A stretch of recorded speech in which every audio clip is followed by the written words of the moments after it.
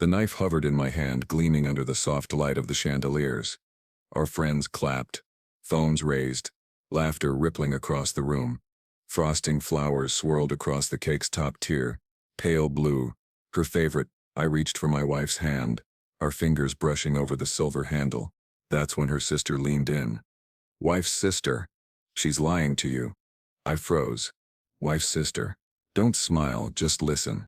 Camera flashes popped. Someone shouted, "Cut the cake already." But I wasn't smiling.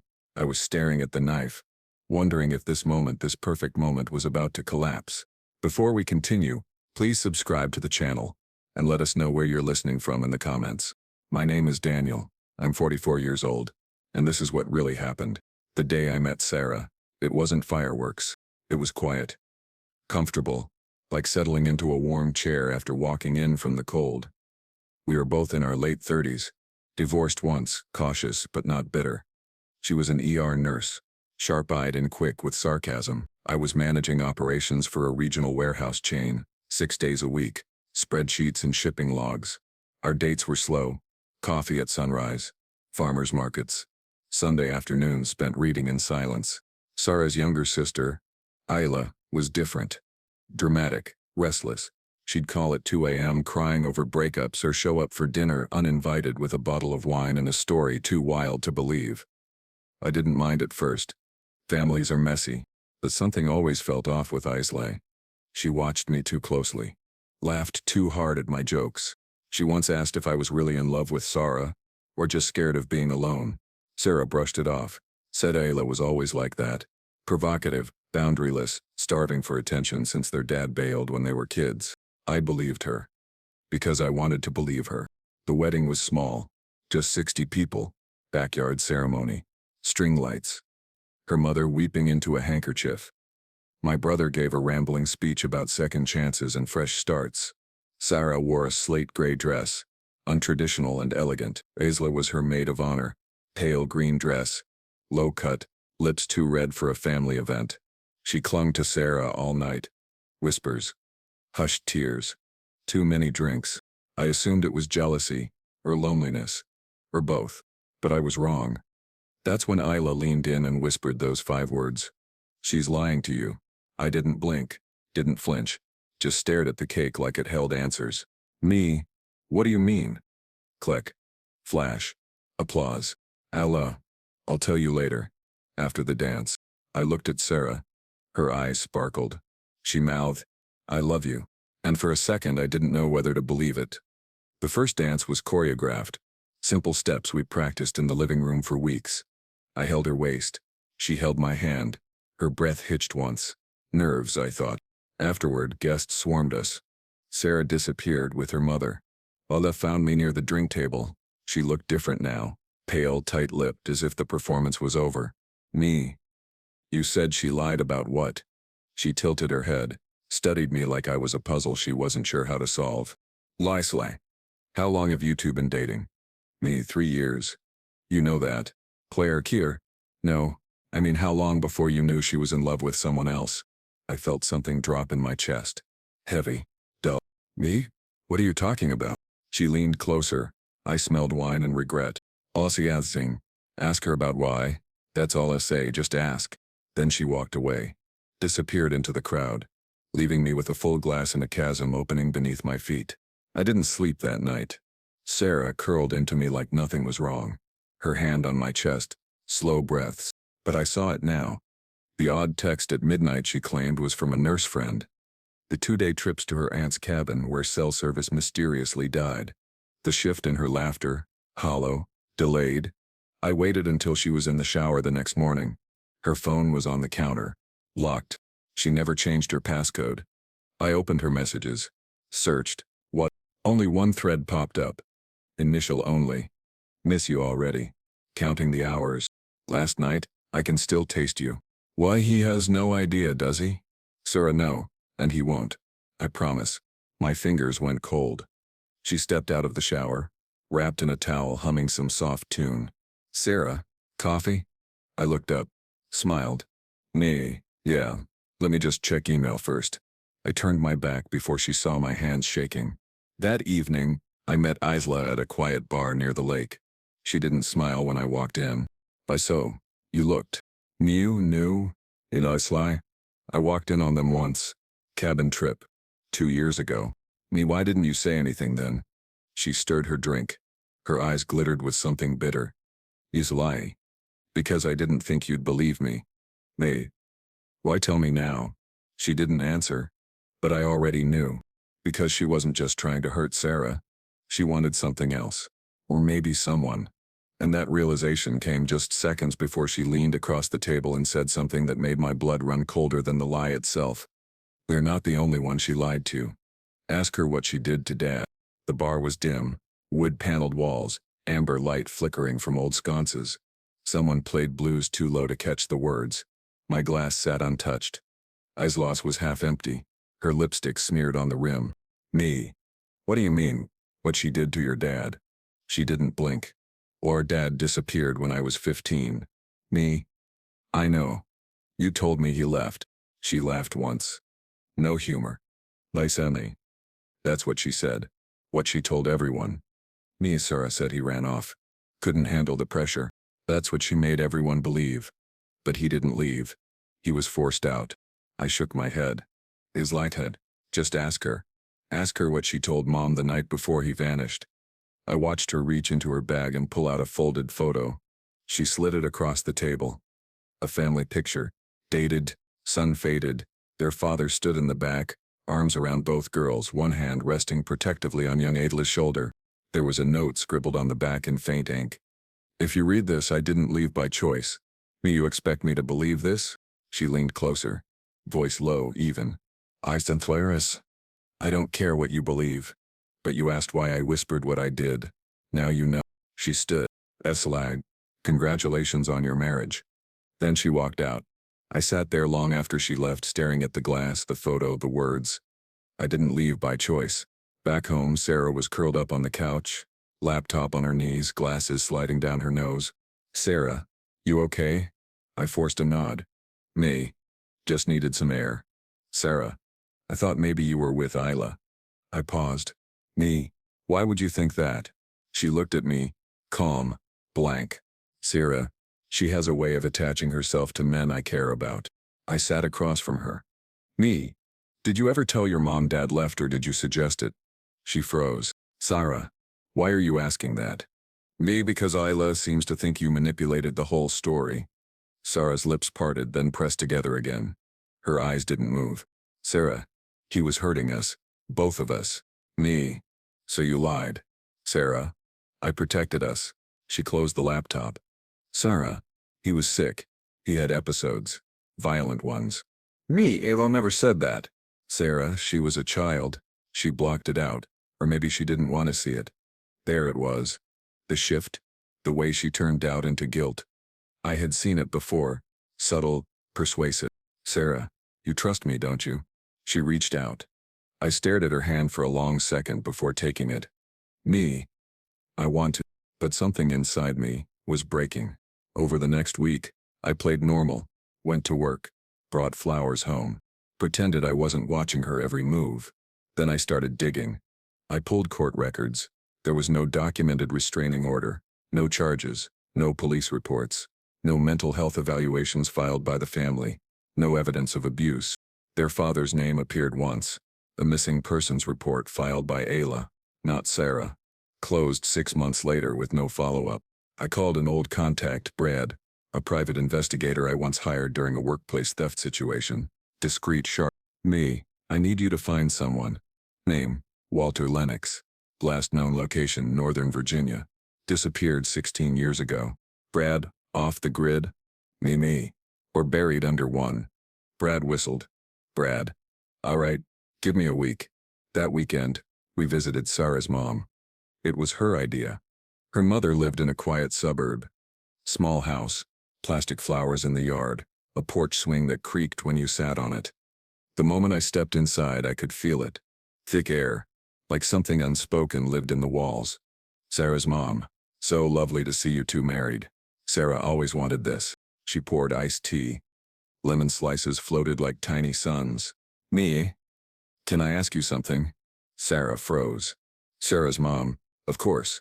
Me, do you remember the night Walter disappeared? Sarah's mom went still. She set the pitcher down with too much care. Sarah, Daniel, me, let her speak. Sarah's mom, why are you asking about that? Me, because something doesn't add up. Sarah's mom looked at her daughter, then at me. Sarah's mom, he was unstable. You know that, right? Me, was he abusive? Long silence. Sarah, Mom, don't. Sarah's mom, he had issues, but I never saw him lay a hand on anyone. Me, then why the story? Sarah's voice sharpened. Sarah, because we needed him gone. He was destroying us. Her mother looked down. Sarah's mom. Sarah told me he'd touched Isla. I didn't know what to do. My heart stopped. Me? Isla? Sarah. Yes. She denied it, but she was too young to understand. Me, did you ever see anything? Sarah's mom whispered. No. Me. Did Isla ever accuse him? Silence. Sarah's mom. No. I stood up. Sarah. Daniel, don't do this. Me, I think I already have. I walked out. 3 days later, Brad called. Brad, found him. Me, what? Brad. Walter Lennox lives in upstate New York, changed his last name in 2012, goes by Walters now, works maintenance at a retirement community. No criminal record, no aliases, just disappeared. Me, why? Brad. He wouldn't say, but he knew your wife's name, said he wouldn't talk without a lawyer. I drove 6 hours the next day. Met him outside a gray brick building by a parking lot full of leaf piles in silence. He was older, slower, but when he looked at me, something in his eyes hardened. Walter, you're married to her. Me. Yes. Walter. Which one? Me, Sarah. He laughed bitterly. Walter. She found me once, about 5 years ago. Told me never to contact the family. Said if I did, she'd ruin me. Said she'd tell people I hurt her sister. That she had proof. Me, did you? Walter, no. I was a drunk, not a predator. Me. Why did you leave? Walter. Because she said if I didn't, she'd call the cops. Said I had pills in the house. I didn't. But she said she'd plant them. Me. Why would she do that? Walter. Because she wanted control. Because she wanted to erase the past and write a new one. I don't know, I wasn't strong. I ran. I looked him in the eye. He didn't flinch. Didn't beg. Didn't even blink. Just stood there. Like a man who had already paid his price. And I realized something terrifying. If what he said was true, if even half of it was true, then the woman I married wasn't just a liar. She was dangerous. I drove home with the windows down. Not for the breeze, for the silence. For the rush of cold air that might drown out what I'd just heard. My hands gripped the wheel like it could anchor me in something real. But nothing felt real anymore. Sarah called twice. I didn't answer. By the time I pulled into our driveway, the porch light was on. Her silhouette waited behind the screen door. Barefoot, arms crossed, wine glass in hand. Sarah, where the hell were you? I stepped past her without speaking. We need to talk. Sarah, you disappear for a day and now you want answers? I turned slowly. I found your father. That stopped her. Glass trembled in her hand. She didn't speak. He's alive, he's not in hiding. And he says you threatened him. Sarah, you believe him? He had no reason to lie. Sarah, he has every reason, he's a coward. Then why did he run? Sarah set the glass down hard. Sarah saw. Because I told him I'd expose everything. You mean the abuse Isla denies ever happened? Her voice cracked. Not from emotion. From fury. Sarah, I protected her. You controlled the narrative. Sarah, she was too young to understand what he was. And now she thinks you're the one who ruined him. Sarah, because I did what had to be done. The air between us went still. And what exactly is it you're doing now? Behind my back? With what? She blinked. Then smiled. Not softly. Not nervously. But cold. Sarah, so you saw the texts. You lied to me. Sarah, I protected you too. I laughed once. Short, dry. Don't flatter yourself. Sarah stepped forward. Her voice dropped. Sarah, you think Isla's innocent? That she didn't know what she was doing, whispering in your ear. So now she's the villain. Sarah, she's always wanted what I have. What do you have, Sarah? She tilted her head. Sarah. Everything. Until now, apparently. That night I didn't sleep in our room. I locked the office door and sat on the couch with the photo Isla had given me. The back still read, "If you read this, I didn't leave by choice." And suddenly I saw it clearly. Sarah didn't just lie. She engineered silence. Isla, her mom, her dad. Now, each of us, one by one, cut off at the knees. In the following days I made moves. Quiet ones. Transferred joint savings into a private account. Hired a family attorney, Laura Dean, a friend of a friend, known for her discretion and surgical efficiency in high-conflict divorces. I told her everything. The texts, the threat to her father, the manipulation. Laura, you need to document everything. Build a timeline. Track inconsistencies. If she controls perception, you need to control proof. I nodded. And if she escalates, Laura, then we escalate faster. Then came the email. Not from Sarah. From someone named Whitman C. Subject line. She said you might contact me. Inside, one sentence. Meet me where she first kissed you. Saturday, 3 p.m. Come alone. I didn't know what shook me more, that he knew the spot or that Sarah had clearly told him enough to anticipate this moment. I went. It was a park bench near the old elm tree in Stonebridge Gardens. Our first real date spot. Wind kicked dry leaves across the gravel. I sat down just before the hour. A man approached. Late 30s. Athletic build. Clean cut with a nervous edge. Whitman, you're Daniel. May. And you're W. He nodded once. Whitman. She said you might dig. Me? So you were sleeping with my wife. Whitman. For a while. Me. Why? He looked at me. Whitman. Because she knew how to make you feel like the only man in the world. Until she didn't. Me. Did she tell you about her father? He blinked. Whitman. She said he molested her sister. Said she got him out of the house to keep everyone safe. Me. Did you believe her? Whitman. Back then? Yes. Me. And now? He didn't answer right away. Whitman. She asked me to lie. To you. To say we only talked. That nothing happened. Me. Why didn't you? Whitman. Because I realized something. She doesn't need to destroy people. She just enjoys it. I let that hang in the air. Then I asked the real question. Me, why did you stop seeing her? He pulled a folded napkin from his jacket pocket. On it a note, scrawled in black ink. If you tell him, I'll make sure you regret it. You know what I can do. Me. She threatened you. Whitman. After I ended it. After I told her I was getting serious with someone else. Me, why didn't you go to the police? He laughed. Whitman, you don't get it. With Sarah you don't go to war unless you're prepared to lose everything. He stood. Whitman. Good luck, man, you'll need it.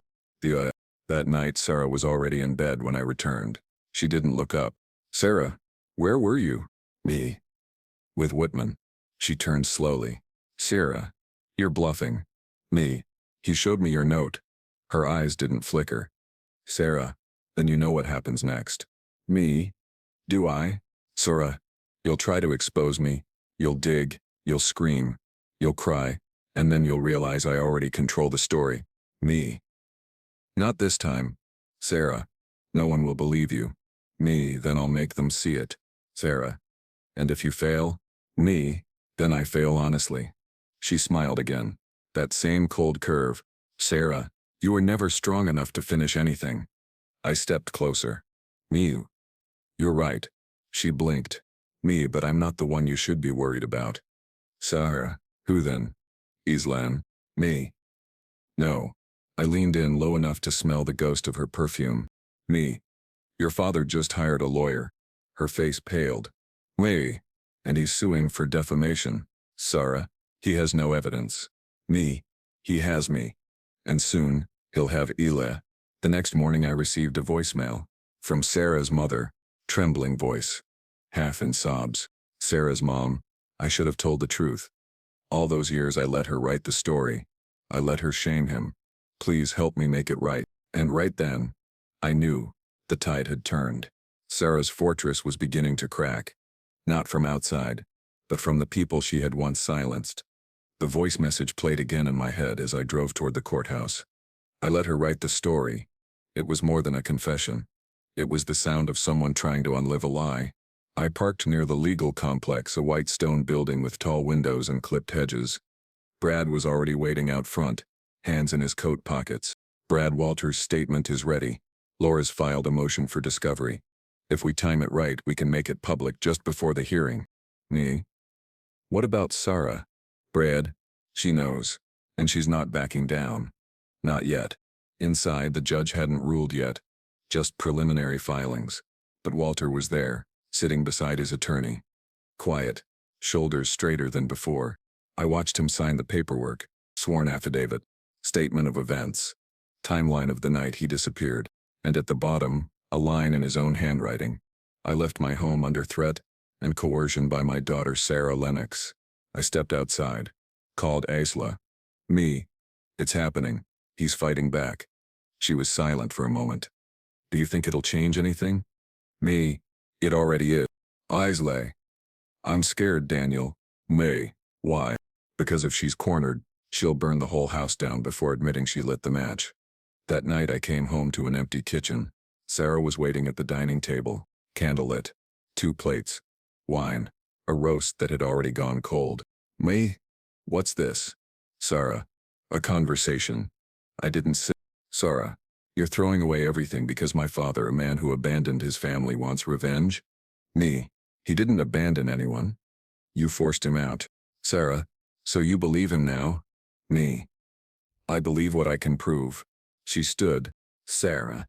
You know I built everything for us. I made the hard calls. I cleaned up the messes. And you benefited. May, that's not partnership. That's control. Sarah. It's survival. She stepped closer. Her voice dropped. Sarah, you're not ready for what happens when I stop protecting you. Me. Are you threatening me? Sarah. No. She leaned in. Sarah, I'm reminding you who you married.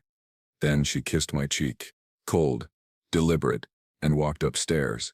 The next morning I received an email from Human Resources at my company. Subject line, harassment allegation received immediate review. I felt the blood drain from my face. The claim, inappropriate conduct, manipulation of vendor contracts, creating a hostile environment, anonymous complaint. But the wording, I recognized it. The phrasing, the cadence, it was Sarah's language. Strategic. Weaponized. I called Brad. Me. She's making her move. Brad. Let me guess, professional sabotage. To me. Faster than I thought. Brad. Do you have alibis? Witnesses? Me. I have records. Contracts. Emails. Brad, back it all up. Every file. Every call. She'll come at you sideways. Me. Already has. Brad. Then go louder. That evening I met with Laura again. She reviewed the harassment complaint and the timing of its submission. Laura, she's setting you up to discredit your testimony, make you look like a liar, a cheat, and a bitter husband. Me? And the counter? Laura, we counter with truth and witnesses. Through me. You mean Isla? Laura. And your mother-in-law. Anyone who's seen behind the mask. I hesitated. Me. She'll go after them. Laura. Then we build a wall so fast she can't reach over it. I asked Isla to come over. She looked nervous. Pale. But her eyes were steady. Me. Are you sure you're ready? Aswas. I've been ready since I was 15. I just didn't know how to speak. She sat across from me. I handed her a folder. Me, this is everything. Every text. Every recording. Every document. She flipped through it. Her hands trembled. Osquati. He'll hate me forever. Me. She already made that decision. I wanted to believe she was just damaged. Me, she is. Swicer. But now I see. She enjoyed it. Every lie. Every manipulation. Me. You don't owe her silence anymore. The next day, Isla gave her statement under oath. She recounted everything. The night her father was forced to leave, the whisper campaign that followed. The subtle threats. The stories she was told to repeat. The way Sarah erased history with a smile. The judge listened, unblinking. Sarah wasn't there. But her attorney was, and he looked like someone who had just realized his client wasn't who she claimed to be. Sarah struck again the next week. I came home to find a white envelope taped to the door. Inside, photo of me, of Isla, sitting at a bar, hugging in the parking lot, talking by her car. A note in Sarah's handwriting. Your Honor, here's the real story. She was trying to spin us as lovers, as conspirators, to blur the lines of truth with scandal. I laughed. Not because it was funny, because it was desperate. I scanned the photos, the timestamp, the angles. Then I called Brad. Me, can you prove who took these? Brad. Hired photographer. Fake name, cash payment. But guess who picked him up in her car? He sent the photo. Sarah, sunglasses, hands on the wheel. Brad. She wanted you followed, but she got sloppy. I sent the evidence to Laura. She filed a preemptive disclosure motion. The narrative was changing. Now Sarah was the one playing defense. Then came the final crack. Sarah's mother called again. Told me she had something to give me. A box. Inside journals. Sarah's, from her teenage years. Scans of letters to friends. Early therapy logs. And tucked deep inside a note addressed to her mother. Written in a teen script. I told Isla what to say. It's easier this way. If he's gone, we can finally have peace. I'll take care of everything. Trust me. Me? Why are you giving this to me now? Sarah's mom, because I'm tired of being afraid of my own daughter. Me? You don't have to be anymore. The next morning, Laura filed the amended case packet with the new evidence. Walter's suit was now public. Lisla's statement submitted. My name cleared at work. HR had reviewed and dropped the complaint after my documentation showed clear contradictions and lack of corroboration. And Sarah went silent. No more threats. No more notes. But that only meant one thing. She was preparing something bigger. I woke up to a knock at the door. Not sharp. Not urgent. Just steady. Like someone who had all the time in the world and none of the fear. I opened it slowly. Sarah stood there. No makeup, no perfume. Hair pulled back in a plain ponytail. She held no wine glass. No mask. Just a manila envelope and eyes that had stopped pretending. Me? You shouldn't be here. Sarah. I know. She stepped inside without being asked. Set the envelope on the kitchen table. Sat down. Me, what's that? Sarah. Everything. I didn't touch it. Me? That's not an answer. She met my gaze. Sarah. My version. I pulled out the chair across from her. Sat slowly. Sarah. You've built quite the case. Walter. Illa. My mother. Even Whitman. Me. They didn't build anything. They just stopped protecting your story. Sarah. Same thing. Silence pulsed between us. Sarah. You want a confession? Me. I don't need one. The paper trail does the work. She laughed softly. No venom this time. Just weariness. Sarah. You think exposing me will fix what you feel? Me. No. Sarah. Then why do it? Because it's the only thing I have left to do? She nodded once. Slow. As if accepting a verdict. Sarah.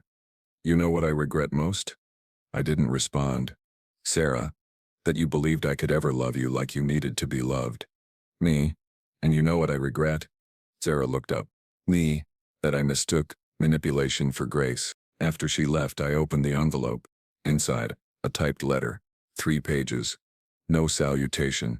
No apology. Just a clinical breakdown of her version of events. How she saw Walter as weak. How his lie was too naive to make real decisions. How their mother hid behind religion and decorum. How I, too, was a project. Not a partner, a project. It was all there, unfiltered, untethered, and unmistakably hers. The last line read, I didn't lie. I shaped the truth to protect what I love. You just never realized what that meant. The lawsuit went forward. Walter's statement, Isla's testimony. The journals, it all landed like thunder. Sarah didn't contest it. She didn't appear in court. Her lawyer entered a motion of non-opposition. The judge ruled in Walter's favor. Public retraction required. Damages to be assessed. But that wasn't the ending. Not really. I filed for divorce a week later. Uncontested. Clean. No fuss. She didn't show up to that either. Just a signature couriered in a plain white envelope. No note. No flourish. Just her name scribbled like an afterthought. Months passed. I moved into a smaller place. Started therapy. Cut my work hours. Learned how to sit in silence without expecting it to whisper secrets. Tears lie. And I talk.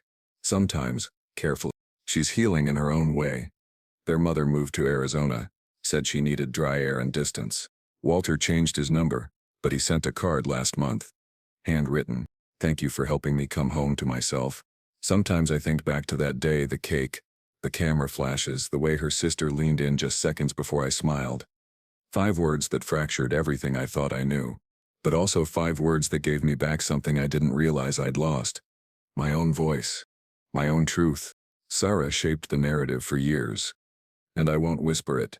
I'll say it loud enough that no one else ever mistakes silence for safety. If this story struck a chord, hit like, subscribe, and tell me what you think in the comments.